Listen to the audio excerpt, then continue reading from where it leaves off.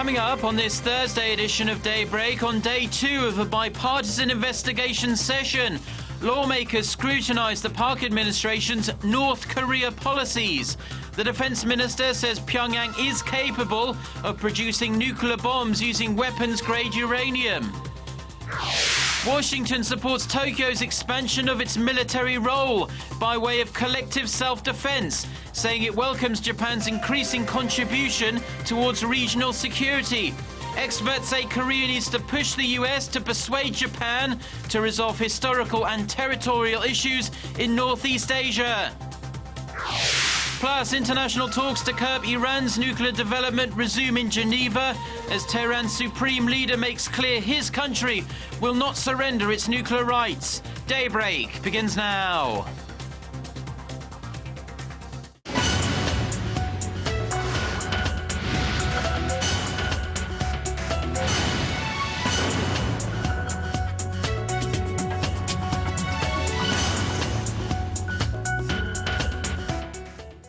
You're watching Daybreak on Thursday, November 21st. I'm Choi Yu-sun in Seoul.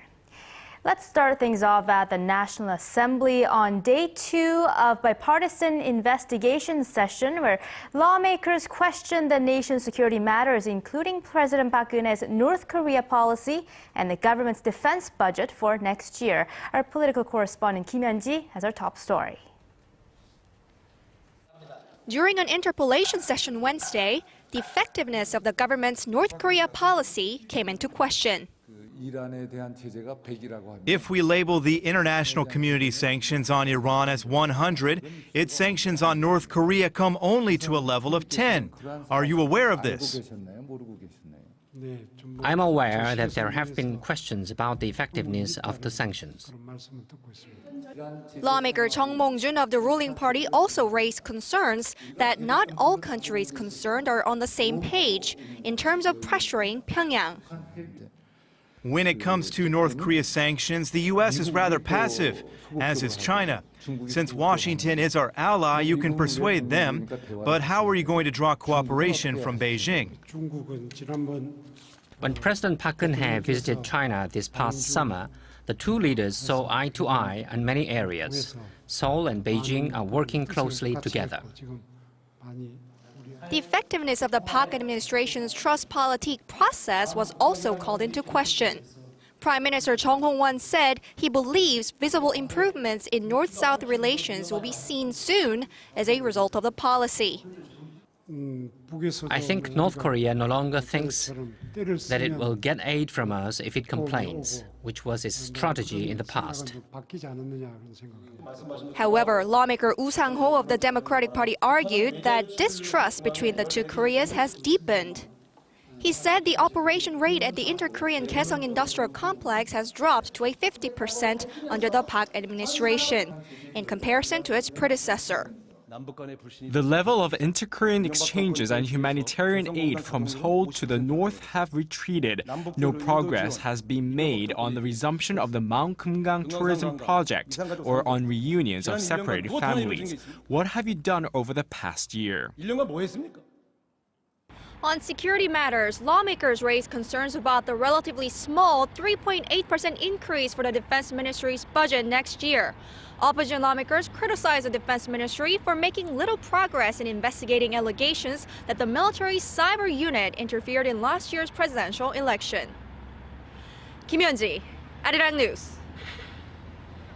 And staying with the parliamentary questioning session, Defense Minister Kim Kwan-jin, who was also in the hot seat Wednesday, says North Korea has reached a stage where it can produce a nuclear bomb using weapons-grade uranium.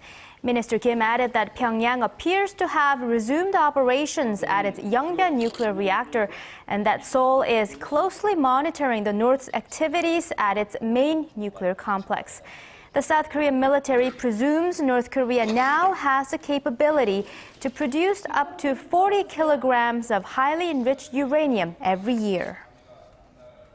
Japan's push to beef up its military muscle is fanning concerns here in Korea, but a high-ranking U.S. official says Tokyo's plans will actually contribute to regional peace. Experts say Washington's support for Tokyo's military expansion is likely to put a strain on the Seoul-Washington alliance. Our Hwang Sung-hee has more. A senior Pentagon official said the United States welcomed Japan's efforts to contribute to regional security by claiming its right to collective self-defense. Speaking to South Korean reporters in Washington on Monday local time, the official said that he sees Japan's efforts as a move to contribute to regional peace. He said that whatever decision Tokyo comes to is solely up to Japan. The view largely stands against that of South Korea's, a country that has suffered under Japan's past militarism, and Washington's stance is expected to make waves in its bilateral alliance with Seoul. South Korea's Vice Defense Minister Baek Seung-ju stressed during a meeting with his Japanese counterpart last week that Japan should not disturb regional peace through its push for collective self-defense. Baek had said that Seoul will not accept any move to disturb security on the Korean peninsula. An official at Seoul's foreign ministry admitted that South Korea and the U.S. hold differing views on the issue and said that Seoul must continue to try and persuade related countries. Japan's push to regain its right to self-defense has already gained the support of a number of Western countries, including the United States and Australia. Experts in Seoul say it is important that Washington convince Tokyo to change its stance on regional issues, including historical conflicts and territorial disputes. They say Washington seems to value its ties with Tokyo over those with Seoul, and add that South Korea and the U.S. must bolster their alliance. Hwang Sung-hee, Arirang News. Korea's foreign minister has harshly criticized Japan's recent branding of Korea's respected independence fighter An Jung-geun as a criminal. In response to criticisms from Seoul, another Japanese official said An was sentenced to the death penalty for assassinating Japan's resident governor to Korea in the early 1900s. Our Han Da-eun has more. Korea's foreign minister Yoon Byung-se was quick to speak out. In response to Japanese Chief Cabinet Secretary Yoshihide Suga's reference to Korea's independence fighter An Jung-geun as a quote-unquote criminal on Tuesday, Minister Yoon said such remarks lack historical understanding and are unacceptable. An Jung-geun, a highly respected leader of the independence movement in Korea, assassinated the first Japanese Governor-General of Korea, Hirobumi Ito, in 1909 at the initial stage of Japan's 35-year colonial rule. Seoul's foreign ministry also condemned Suga's comment. He sacrificed his life for our nation's independence and for peace in the region. Describing him as a criminal is deeply regrettable. The spokesman also urged Japan to repent for its imperialistic aggression. The diplomatic row surrounding the historical figure began when President Park Geun-hye reconfirmed a plan to jointly establish a monument with China commemorating An during her bilateral meeting with Chinese State Councilor Yang Jie-chi on Monday. China has also waded into the matter, calling An a well-respected figure in China for his work as an anti-imperialist activist. Han Da-eun, Arirang News. Ahead of the government's upcoming announcement on an economy management plan for 2014, Finance Minister Hyun Oh-seok said on Wednesday he laid out his economic policy for next year. He said the focus will be on boosting slumping domestic demand and achieving a higher rate of economic growth than the global average. Our Chi Myung-gil has more. With signs of solid recovery in exports, Korea, Asia's fourth largest economy, is projecting a current account surplus of nearly $69 billion this year. But policymakers and economists worry that sluggish domestic demand could serve as a drag on the economy. Responding to such worries, Korea's Finance Minister Hyun Oh-seok said Tuesday the government will do its best to adjust the imbalance between exports and domestic demand in the coming year. He said the government will take steps to create jobs, foster investment, and encourage private consumption. He also said domestic demand will have to grow significantly if Korea is to achieve a higher rate of economic growth for 2014 than the average global growth, which the OECD puts at 3.6%. The government is predicting a growth rate of 3.9% next year, higher than the most recent forecast by the Korea Development Institute, a local think tank which expects the Korean economy to grow 3.7%. Hyun said the government's efforts to boost domestic demand are in line with its longer-term objective of improving the overall economic fundamentals. Kim Young-gil, Arirang News. On the trade front, Korea and Canada will enter into free trade negotiations next week for the first time since talks broke down more than 5 years ago. Seoul's Trade Ministry says a 14th round of negotiations will take place in Seoul from next Monday through Friday. FTA talks were launched back in 2005 but came to a halt in 2008 over differences on the degree of liberalization for agriculture, farm, and fishery products.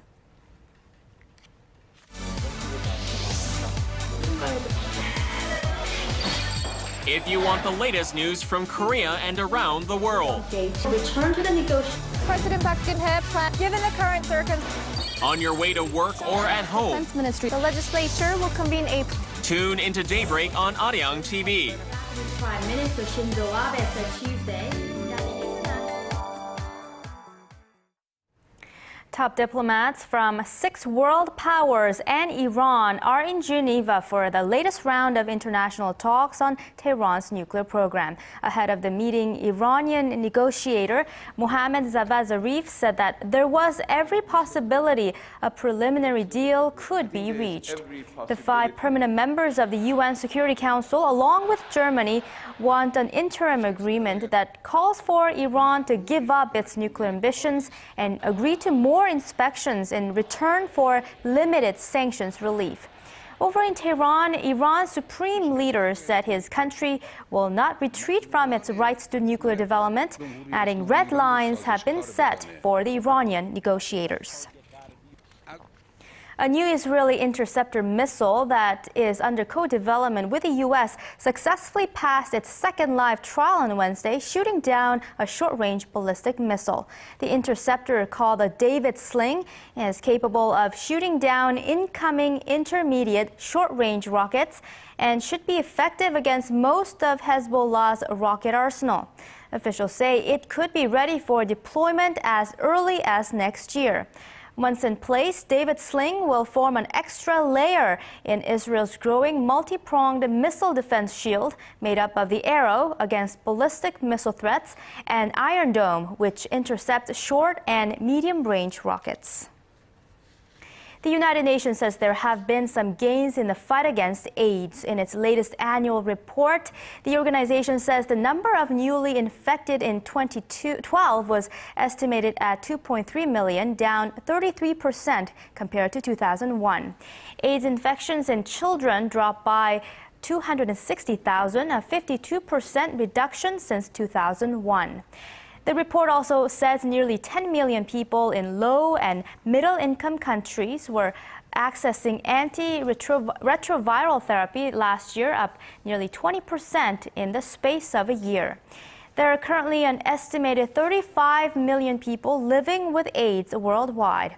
1.6 million people died from AIDS-related illnesses in 2012. Asia's annual leading conference on the content industry is currently underway here in Seoul.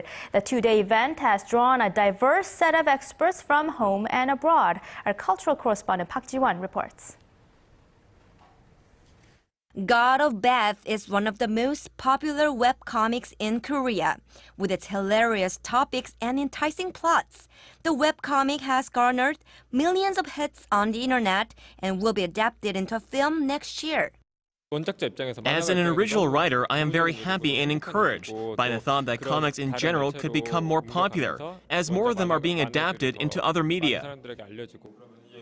The creator of the webtoon, Ha-il-kwon, is one of many experts participating at this year's International Content Conference, which has been held annually since 2002.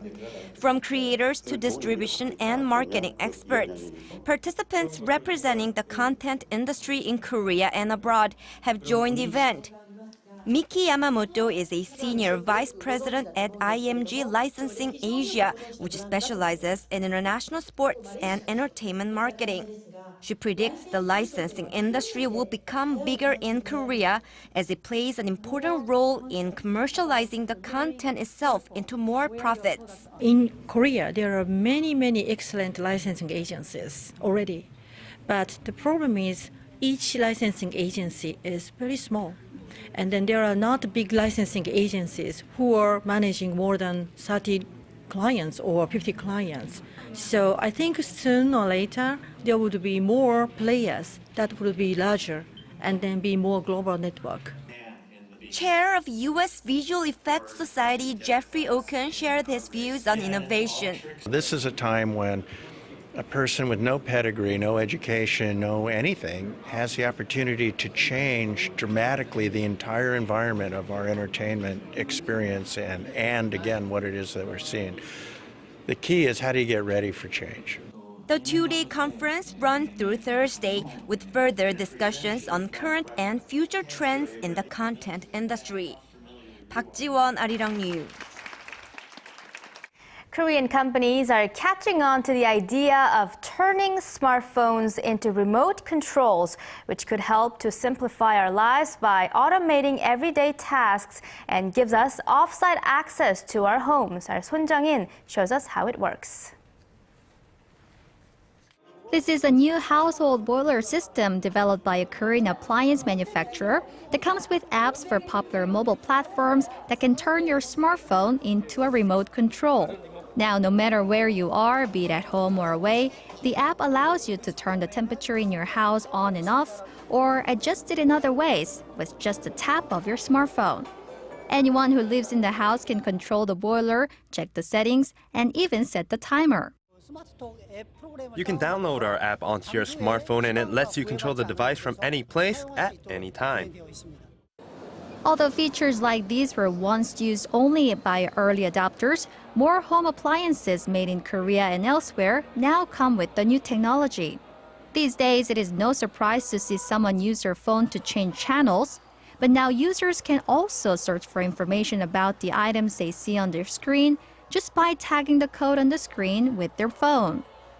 A program for the kitchen lets users run a diagnostic test to check whether an appliance is working properly or not. Anyone who has a smartphone can now operate their home appliances anywhere and at any time. To keep up with the recent trend, more Korean home appliance manufacturers say they're planning to install smart systems on their products in the coming year. Son Jang-in, Arirang News.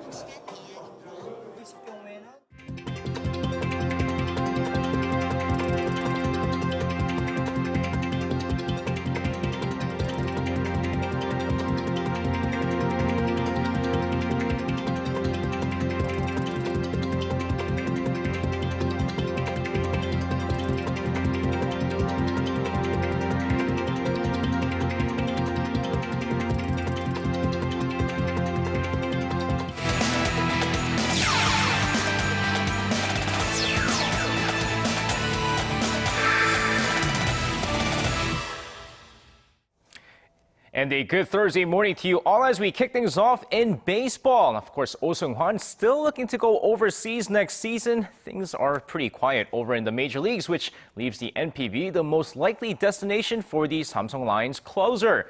And with the Hanshin Tigers of the NPB being the favorites to sign the righty, the office of the NPB has officially requested information on Oh Seung-hwan, leading to speculations that he might be headed to Japan next season.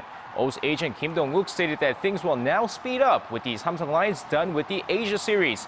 Also added that despite the office of the MLB not requesting his information just yet, the MLB is still a possibility for Oh Seung-hwan. And now moving on to some midweek K-League Classic action. We had FC Seoul take on the Jeonbuk Hyundai Motors last night, so let's take a look at the highlights. course, with the match taking place at the Seoul World Cup Stadium, it didn't take long for the first goal to be scored as Dejan Damjanovic finds the back of the net in the 3rd minute, and quickly it's 1-0 FC Seoul. Both sides very aggressive in the first half of the match, but the score remains that way going into the second half. 1 minute after the second half kicks off, it's Dejan once again, number 2 on the night, and it's 2-0 FC Seoul. Jeonbuk's defense not looking too good in the match, and this time it's Molina who sends one past the goalkeeper, and it's 3-0 FC Seoul. Fast forward to the 81st minute, look who it is once again, Dejan, hat-trick on the night, and it's 4-0 FC Seoul. Meanwhile, Jeonbuk does get on the score sheet thanks to Park Se-jik, but no matter, FC Seoul still crushes Jeonbuk 4-1, your final score. And now moving on to some Wednesday night KBL action. We had 2 games that took place last night. So let's start off with the Seoul SK Knights taking on the Goyang Orions. Of course, going into the game here, SK struggling on the field early on as the Goyang Orions take a 12-9 lead going into the second quarter. Second quarter, both teams pick up their shooting, but with Lance Goldburn putting up 12 points in the quarter, the Orions go into halftime with a 36-31 lead. Second half starts and the Orions continue to run away with the game, taking a 7-point lead going into the fourth quarter. But here come the SK Knights with Aaron Haynes lighting it up with 13 points in the quarter as SK outscores the Orions 29-13 in the fourth to rally back to take this game 78-69. And next up, the KT Sonic Boom taking on Anyang KGC. KGC's Sean Evans scoring 7 of KGC's 13 points in the first quarter as they take a 13-11 lead before going into the halftime with a slim 32-28 lead. KT's Anthony Richardson, who's having a great season so far, puts up 10 points in the third quarter, helping them cut the deficit. But KGC never looks back with 4 players in double-digit scoring as they take this game 71-65.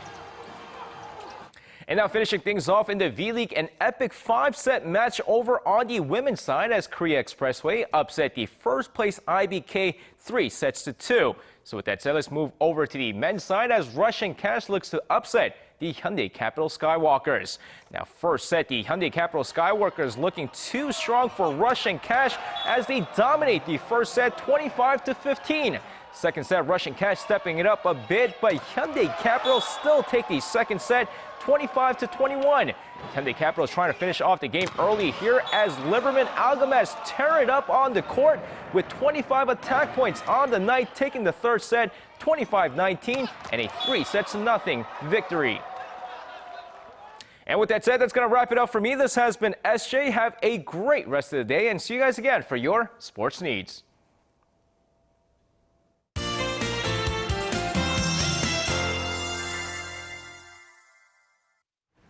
Good morning, I'm Lee Ji-hyun with your latest weather forecast. Well, get ready for another cold start this morning, and the cold stretch of weather looks to last today, but the warmer trend will definitely translate into our daytime highs this afternoon, so we can definitely look forward to that. But it feels still chilly out there this morning, so be sure to dress in layers, wear mufflers, and a cup of hot tea would be really helpful to keep you warm. Well, thankfully, high pressure front will continue to dominate the nation today, providing us lots of sunshine all day long, but we do expect a few passing clouds down south and Jeju Island later in the afternoon. And by tomorrow, afternoon highs will be back to normal, and by Friday through the weekend, we're looking at highs near 12 degrees Celsius here in the central region, whereas down south, we'll have afternoon highs hovering 15 degrees Celsius, so kinder and gentler weekend is in store. So please go ahead and make outdoor plans for coming up weekend. With that in mind, here are the readings for today. Our morning low in Seoul started off at -2 and climbed up to 8 degrees Celsius, which is 46 degrees in Fahrenheit, while Daegu and Gwangju will start out at 1 but see a high of 12 and 11 respectively.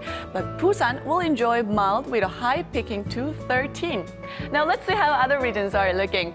It looks like people in Jeju won't have to shiver this morning, and the daytime highs will be peaking to 13, and Daejeon and Dokdo will top out at 10 and 9 respectively, but Mount Kumgang will have a freezing morning low at -11. Now that's all for Korea, and here's the global forecast for viewers around the world.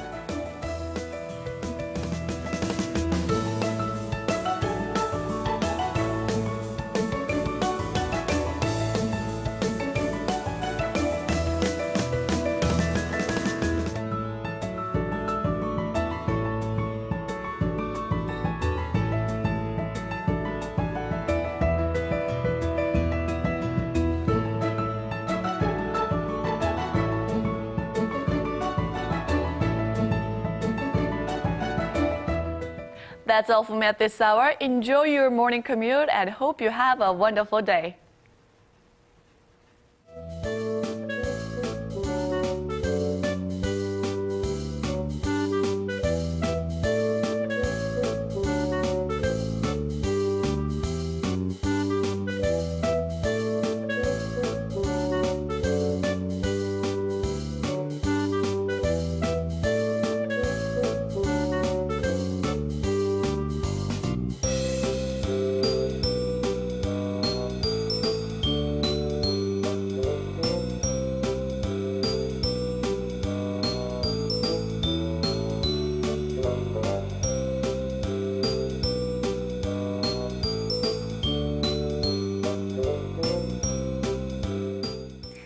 And those are those stories we have for you at this hour. Stay with us throughout the day as we bring you the latest headlines.